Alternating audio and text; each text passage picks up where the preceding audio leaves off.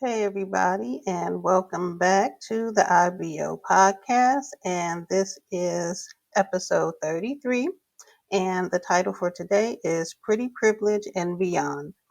So, pretty privilege, for anyone that's not heard of it, pretty privilege is for people who they receive special treatment, certain special preference for things just simply based on their appearance, not because of any kind of effort that they put into anything, just simply because they look a certain way, whether it be they're attractive in the face or the body or both, combination.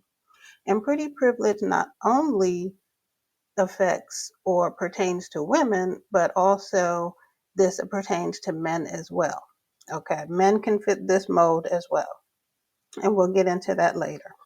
So, pretty privilege is when people they receive things that they didn't ask for, or they get advances, say in their careers, quicker than other people because simply of their outward appearance. And some people that know they're attractive, they use it to their advantage, and they they use that advantage to manipulate other people into doing things for them and giving them things. And the thing that I just want to emphasize about that is, no one's saying that there's anything wrong with being attractive. There's absolutely nothing wrong with that. But I will caution that at some point, you have to know that beauty is going to fade. Okay. It's not a question of if your beauty fades, it is a matter of when it's going to happen. Okay. You have to know that this is not going to last forever. And the sad part about it, though, is that some people, they're in denial and they feel like they can just live their lives this way forever. And sure, you may have people who they're pretty and they're attractive and they know it. So they use it to, let's say women, they use it to get men to pay their mortgage or their rent, pay their car note, their bills, take them to lavish dinners, and buy them gifts and, give them money. And men as well, they do the same thing. They like to manipulate women into doing certain things for them just because they know that they're attractive, and they use that to their advantage. They use their bodies to that advantage, if you know what I'm saying. So the thing about it, though, is, like, I'll give you an example about how people with pretty privilege, how they have an advantage or how they get ahead in their professional life. So, for example, you may have, let's say you have two people at a company and they're up for a promotion, or they both want the promotion, put it that way. So, you have employee A who has been with the company for 8 years. They have proven themselves to be dependable, reliable. They finish their projects on time. They just bring value to the company. And then you have employee B who shows up late to work. They've only been with the company for 2 years and they don't finish their projects on time and they just kind of do the bare minimum just to get by. So, of those two, who would you say would be the obvious choice? Who do you think would be the obvious choice for that particular promotion? Well, it would definitely be in my mind, it would definitely be employee A, right? The obvious choice. But that's not what happens. What happens instead is employee B received that promotion just because they're the more attractive one. Okay. People gravitate to them because of their looks and their outward appearance. And they didn't get that promotion based on their efforts and their personal merits. They received it just simply on how they looked. Now that's really sad. And what does that say about the world we live in? To me, it says that we are in such a vain world, and that everything is based on outward appearance, and it doesn't matter if there's any substance involved with that person. That doesn't matter. It's just solely based on how a person looks. And a lot of times, when people receive certain promotions or certain provisions for things, a lot of times they're not equipped to handle it. They're not ready for it. And sometimes they didn't even ask for it. It's not what they wanted. But just simply because they look a certain way, those are the things that they get. Now, when I say pretty privilege and beyond, when that beauty goes away, you have to ask yourself, what are you going to do? What are you going to do when that time comes?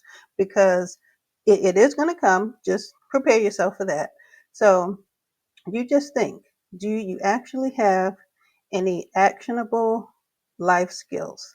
What are you going to do when those lavish dinners stop, when that bankroll stops rolling, when you're not receiving all this preferential treatment and you're not receiving all these gifts and things like that? You're going to have to solely act alone, and you're going to have to figure it out.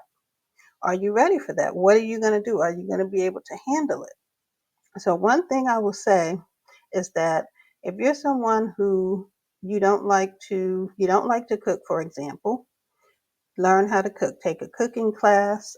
There are plenty of videos out there you can watch. Just learn 2 or 3 basic meals, okay, and then just build from there, because I can promise you, you will much more enjoy a meal that you have prepared as opposed to going out to eat. And that's simply because you put your love into it, your time into it, and you tailor it to how you want it to be. You put into it what you want, okay? Because when we go out to eat, we don't know, we don't watch them prepare the meal. We don't know what they're putting in our food, right? And then the other thing too is also, when you make your own meal, you can build on it. The more you prepare these meals, you'll start, adding other things to it, just, making it your own, and you will much more enjoy it. And then, and even if you do still go out to eat, or if you order takeout and things like that, that adds up. That gets very expensive. Okay, it gets very expensive. So I would just say it would be a good idea, just learn how to cook. And you may not think that's something valuable to know or to learn, but you have to live. Okay, you're going to have to eat. And when you stop getting those lavish dinners and people are not treating you to these things, what are you going to do? You can't afford to eat out all the time. I mean, it's nice sometimes, yes, but not all the time. So those are just some things. That's just one of the things that's one of the things you can do to get started on learning how to sustain yourself when that pretty privilege is gone. When it's gone, this is what you're going to be left with. This is what you're going to have to face. Now, another actionable life skill would be is to get a job skill, like learn a trade, for example. So you can also, if you're one of these people, you don't want to be in school for 4, 8, 10, 12 years, that's perfectly fine. Nothing wrong with that. Get an associate's degree, get a certification in something. So, you can also, like, there are some online courses, for example, or in-person courses that are short. They're like maybe 6 months to 18 months, and once you get a certification or an associate's degree, that's something you can use when you're out there trying to work for yourself and sustain yourself, because when that privilege runs out, this is something that you may have to do. And if you're someone that's not used to working, this can be pretty stressful. It's like, okay, well, now what do I do? So this is one way you can arm yourself with some marketable skills out there. And then I do want to give a shout out to the stay-at-home moms, because let me tell you, stay-at-home moms, that's a job. That is a job in itself, because if you're there taking care of the kids, taking care of the house, cooking, cleaning, and all those things, that's definitely a job. And I just want to give those moms a shout out, give you your flowers, because that is not an easy thing to do. Okay. People think that it's simple. Oh, you don't do anything all day. Well, don't say that until it's you that are doing it. Okay. So I just want to give you your flowers and a shout out to you, because that is definitely not easy. Okay. And you think about it. So if you're a stay-at-home mom, and now you're finding that you want to work outside the home because maybe your children, they're old enough, they're in school now. You just want to work outside the home. That's perfectly fine. And think about it. You already have skills under your belt, because you can use your organizational skills, your time management skills, planning, patience, empathy, all those kinds of things. You already doing those every day. So those are transferable skills that you can use when you are ready to start working outside the home. So you already have an advantage there. So just please know that it may not be a job in the typical sense, but it's still in all, it's a job. Okay. And then and the thing about it too is, like, I hear that some people, they make fun of 9 to 5ers, because they're like, oh, I don't want to work for anybody else, I want to be my own boss, and things like that. And that's fine. If you have the means, if that's your goal, then hey, start your own business, work for yourself. That's great. If you have the means to do that, that is wonderful. But don't down the people that have the 9 to 5 job, because that 9 to 5 job, that 9 to 5 job that provides steady income. Okay. But when you work for yourself, you're in business for yourself, it's a lot more expensive. You have a lot of overhead depending on what type of business that you're into. And so when you're working for yourself, that's all great and well. You can set your own hours and things like that. But the only problem with that, sometimes it can take up to 6 months, a year, maybe 2 years before you actually start to turn a profit. You may be breaking even that whole time, or you may be losing money. And some people, they go through their entire savings starting their own business. And like I said, if it's your passion, it's what you want to do, then go for it. That is wonderful.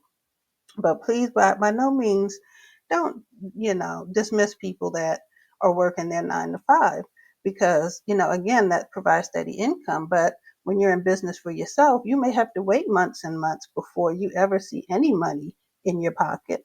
And you may receive large sums of money, but if you're not either investing it or saving it, then that money's spent before you even get it, you know.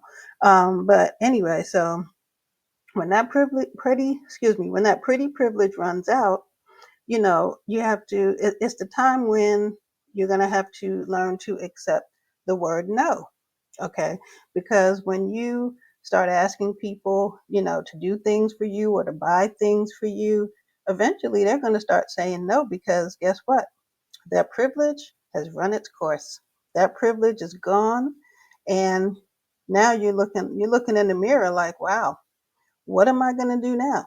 So this is a really difficult time, because you have to fend for yourself. You're not getting those handouts anymore. The gifts stop rolling. The bankroll definitely stopped rolling. And you're not receiving all these concessions. So you just have to kind of prepare yourself, in what you're going to do at this point, because it's like, well, now what?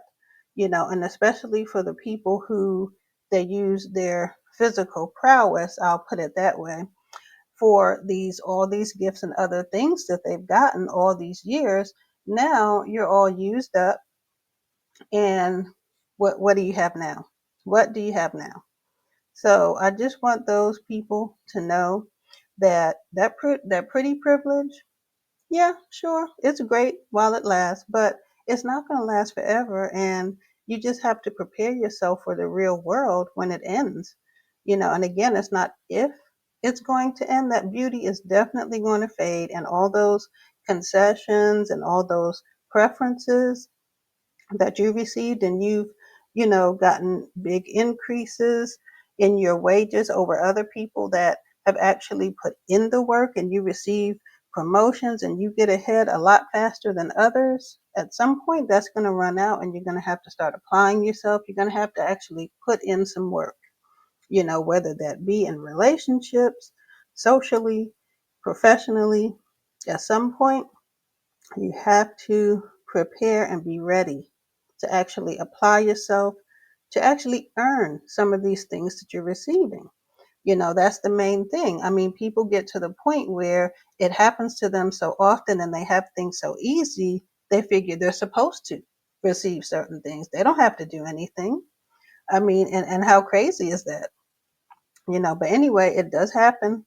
It definitely happens. So I just want to know, what do y'all think about that? Have you ever been in that circumstance where you've done the work and you feel like, okay, I've proven myself, I've done the work, but I didn't get the promotion. Why?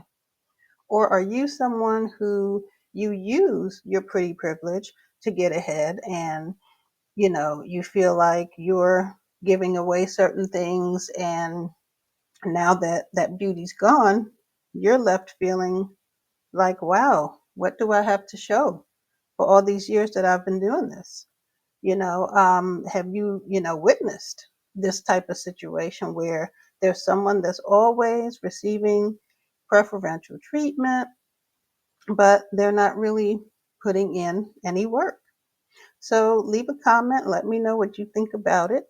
If you enjoyed the episode, leave a like, subscribe, also share.